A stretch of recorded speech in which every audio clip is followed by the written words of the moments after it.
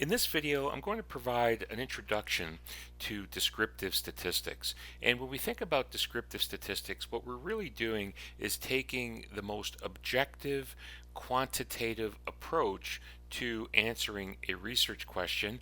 And the next two slides here illustrate using this cartoon here illustrates our general approach to statistics, where we have the most objective illustration of a mathematical theorem here, Pythagoras' theorem, and we can see that there are many opinions and thoughts about that, but when it comes to descriptive statistics, really what we do is we focus on the actual objective rule in terms of how to deal with numbers. And remember, those numbers that we will generate are representations of characteristics of people, businesses, or any sort of item that from which we've generated some sort of research question.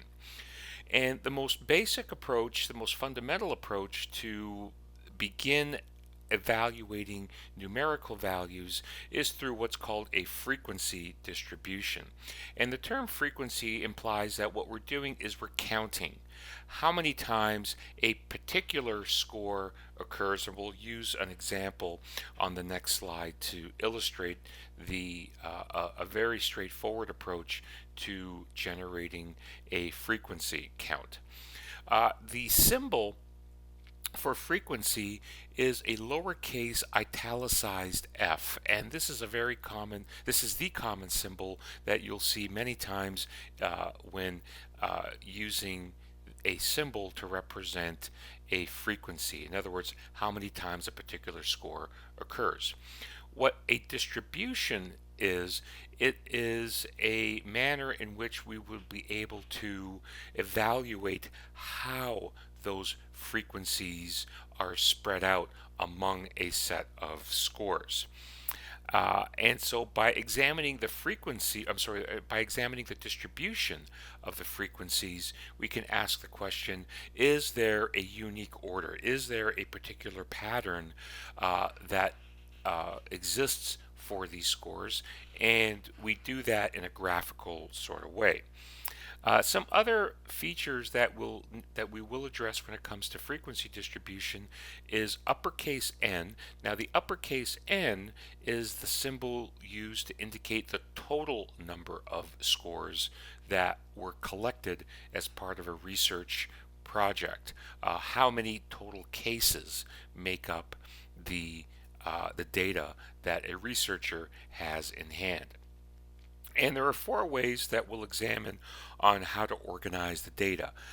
The first one is what's just simply referred to as a simple frequency.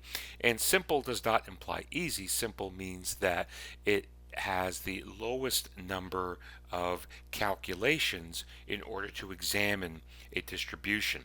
The next step up is what's called a relative frequency, a cumulative frequency, and the percentile.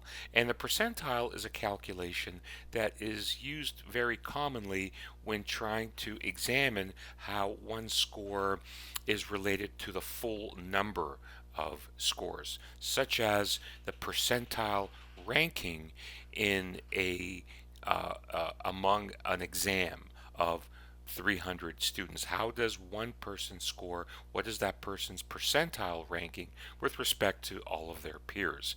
In order to calculate the percentile, we go through steps A, B, C, and D. Now, the conditions for these frequency distributions is that it must be exhaustive. So if we go back to our first line here, when we're counting the number of times a score occurs, that implies that there is a number of categories. And so even though there are a number of categories, those categories must be what's called exhaustive, in that there has to be at least a category for one of the observations to fall into. Now, in some cases, there may not be a score in a particular category, but we have to have a limit to the number of categories. The second condition here is that it must be mutually exclusive. That means that one score can only fall into one and only one category. So each category must be distinctive in that perspective. So the first example here on slide number 5 is we're tallying the sex of a number of students. Now this could be a number of test animals in a research laboratory, because when we use the definition of sex here, this does not inherently imply the species. However, the student indicates that we're looking at the human species. So what we see here is that the researchers have defined sex as a dichotomous variable, which means that the outcome can be male or female. And in doing so, what we see is that this meets the category, or this meets the qualification of being a nominal variable. This is not an ordinal variable, but ordinal variables are treated in the same way. And the first step here is to just simply count how many occurrences we have for each of the cases. So here we have a number of students identified by a letter. And with each student will fall into one of the two defined categories. It's mutually exclusive in this application, so we don't have one student assigned to two of the or to both of the two categories. So what we're simply doing here is we're making a tally. So we're just simply counting how many males, how many females, and identifying the frequency. So the frequency here is that out of the total sample size of 20, we have 10 males and 10 females. And if this is all the information we've generated, that from our research study, this is where the analysis stops, and then we would arrive at some conclusions and interpret these data with respect to this equal distribution of males and females as part of our sample. One last point to make in this video is note that a lowercase n is used. This is a common item that you will see in different textbooks, research papers.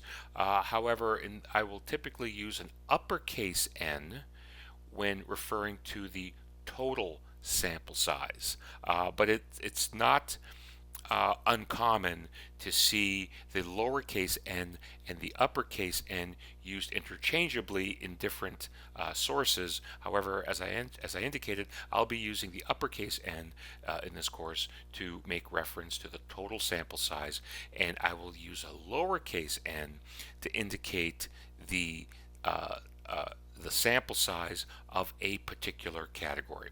So this ends our first video on descriptive statistics.